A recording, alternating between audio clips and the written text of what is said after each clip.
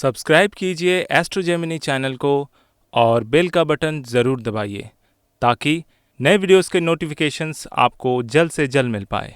नमस्कार दोस्तों, आज मैं फिर हाजिर हूँ एक नए वीडियो के साथ आपके अपने channel astro Gemini the cosmic killer में। आज की जो कुंडली है आपके सामने, वो मैं इसमें थोड़ा सा विश्लेषण करूँगा बिकॉज़ ये एक बहुत अच्छा एक केस स्टडी है जहाँ पर प्रोफेशन के बारे में मैं बताऊँगा, यानी व्यक्ति का जो करियर होता है वो किस साइड जा सकता है या व्यक्ति क्या कर सकता है अपने जीवन में या अपने करियर में, वो कौन सा रास्ता चूज़ करे कि उसको सक्सेस मिले। सबसे पहले ये जो सामने आपके चार्ट है इसको समझते हैं। लग्न है इनका मिथुन लग्न और राशि है मेष राशि। मिथुन लग्न मेष राशि। लग्नेश जो है ये छठे भाव में चले गए हैं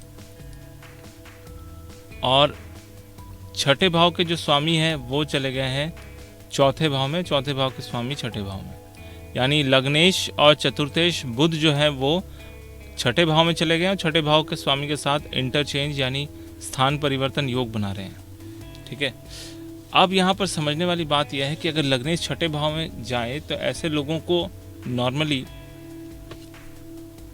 उन लोगों की तबीयत में गड़बड़ी हो सकती है या फिर इनके बचपन में कुछ तबीयत गड़बड़ होने की संभावना रहती है, जो कि इनके लाइफ में बचपन में इनको वो चीज़ फेस करनी पड़ी थी। प्लस थोड़े से ये स्टूडियस टाइप के थे बचपन से ही, बहुत ज़्यादा खेल में या बहुत ज़्यादा आउटडोर में दिलचस्पी नहीं लेते थे। और क्योंकि यहाँ पर अगर देखने वाली बात है, सूर्य जो है वो तीसरे भाव के स्वामी होकर छठे भाव में चले गए हैं। ठीक है, और छठे भाव के स्वामी जो है ये आ गए हैं चौथे भाव में और इनकी दृष्टि जो है पड़ रही है दशम भाव में।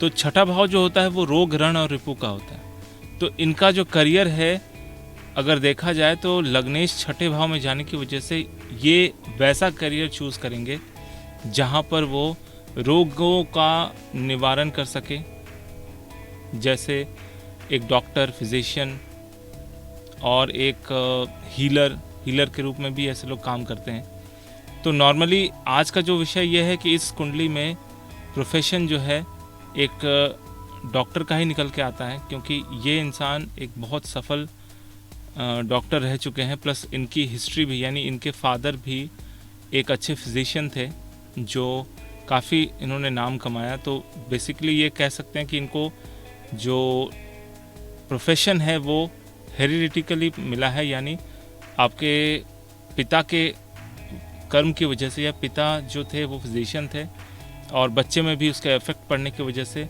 बच्चे को भी इंटरेस्ट जो है मेडिकल साइंस में ही ज़्यादा हुआ। तो मंगल की दृष्टि दशम भाव में पड़ने की वजह से, और शुक्र यहाँ पर नीच के हैं, शुक्र की भी दृष्टि दशम भाव में पड़ने की वजह से शुक्र देखिए इस कुंडली में द्वादश भाव के स्वामी है और पांचवें भाव के स्वामी है। तो नॉर्मली एक डॉक्टर के कुंडली में द्वादश भाव बहुत ज़्यादा इम्पॉर्टेंट होता है, क्योंकि द्वादश भाव जो होता है ये हॉस्पिटल का होता है। छठा भाव जो होता है ये रोग रण रिपु का होता है। तो रोग बीमारी की जगह पे लग्नेश बैठे हुए हैं, क्योंकि ये इनकी पढ़ाई ही बीमारी को लेकर है।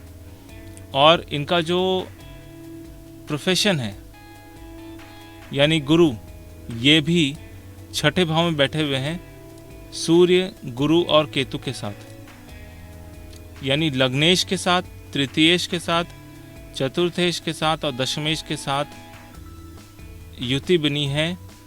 और ये तीनों की युति जो है, केतु भी यहाँ पे बैठे हुए हैं। केतु जो है उस विद्या को देते हैं जो छिपा हुआ है, यानी हमारे शरीर के अंदर जो दिखता नहीं है। जैसे किसी को अगर बीमारी होती है तो इंसान को दिखता नहीं है, वो सिर्फ महसूस करता है कि उसे अनईजी फील हो रहा है या तबीयत उसकी ख़राब हो रही है, और इसी चीज़ को चेक करने के लिए डॉक्टर की पढ़ाई होती है। तो इनका कनेक्शन कुछ ऐसा ही बन रहा है कि लग्नेश, दशमेश, सप्तमेश और चतुर्थेश, ये चारों जो केंद्र के स्वामी हैं, ये चारों के चारों मतलब मिथुन राशि, और कन्या राशि के अधिपति बुध और धनु राशि और मीन राशि के अधिपति गुरु, ये दोनों ही विराजमान है छठे भाव में। और यहाँ पर दोनों की दृष्टि जो है वो द्वादश भाव में राहु में पड़ रही है, जिस वजह से यहाँ पर स्थिति ये बन रही है कि ये व्यक्ति जो है प्रोफेशन वाइज किसी हीलिंग प्रोफेशन में जाएगा, स्पेशली डॉक्टर के प्रोफेशन में जाने की बहुत ज़्यादा संभावना बन रही है, क्योंकि राहु भी द्वादश भाव में बैठा हुआ है। मैंने अक्सर देखा है कि डॉक्टर की कुंडली में राहु द्वादश भाव में होते हैं, ये इसी तरह के प्रोफेशन में लेके भी जाते हैं। तो कनेक्शन कुछ ऐसा बना है कि दशम भाव में दृष्टि है छठे भाव के स्वामी की, दशमेश और लग्नेश दोनों विराजमान हैं छठे भाव में और दोनों की ही दृष्टि द्वादश भाव में है। इसी वजह से ये व्यक्ति जो है चंद्रमा की अंतर्दशा में, क्योंकि चंद्रमा दूसरे भाव के स्वामी हैं और एकादश भाव में बैठे हुए हैं, तो ये धन देने वाले भी ग्रह हैं। और जब भी धनेश एकादश भाव में बैठे तो ऐसे लोग बहुत अच्छा इनकम करते हैं। चंद्रमा की महादशा में, शनि की अंतर्दशा में और गुरु की प्रति अंतर्दशा में इनका जो है MBBS का एग्ज़ाम क्लियर होता है, यानी 18/10/2000 के बाद इनका MBBS का एग्ज़ाम क्लियर होता है और ये डॉक्टर बनते हैं और उसके बाद से ये मेडिकल प्रैक्टिशनर बन जाते हैं। ठीक है। और आज के डेट में ये वैसे तो प्राइवेट में ही अपना प्रैक्टिस करते हैं, लेकिन बहुत ज़्यादा फेमस डॉक्टरों में से हैं, दिल्ली के बहुत ज़्यादा फेमस डॉक्टरों में से हैं। तो इनके जो 10th हाउस लॉर्ड का कनेक्शन 12th हाउस में दृष्टि पड़ना और 10th हाउस में 12th हाउस की दृष्टि पड़ने की वजह से यहाँ पर खेल ऐसा है कि मैक्सिमम जो भी इनके लाइफ में घटना घटी है वो ग्रहों की दृष्टि की वजह से हुई है, न कि ग्रहों के प्लेसमेंट की वजह से। इसके पहले मैं जो भी बातें कर रहा था या जो भी कुंडली दिखाता था उसमें आपको ग्रहों की जो स्थिति है, ग्रहों की प्लेसमेंट है, उसके हिसाब से होता था। लेकिन इस कुंडली में स्पेशली जो भी काम हुआ है वो दृष्टियों के प्रभाव से ज़्यादा हुआ है। MBBS क्लियर करने के बाद ये जो है मंगल की महादशा जब इनकी आती है 19/7/2026 में, तो इस टाइम पे ये इन्होंने आगे की पढ़ाई यानी कि MBBS के बाद इन्होंने अपनी डिग्री बढ़ाने के लिए एक्सपर्टीज़ के पीछे, कहते नहीं डॉक्टर को भी, डॉक्टर के लाइन में भी पर्टिकुलर एक्सपर्टीज़ होती है, तो इन्होंने अपना डिग्री बढ़ाया और ये जो है उसके बाद इन्होंने MS किया। MS मतलब मेडिकल सर्जरी में इन्होंने डिग्री हासिल की।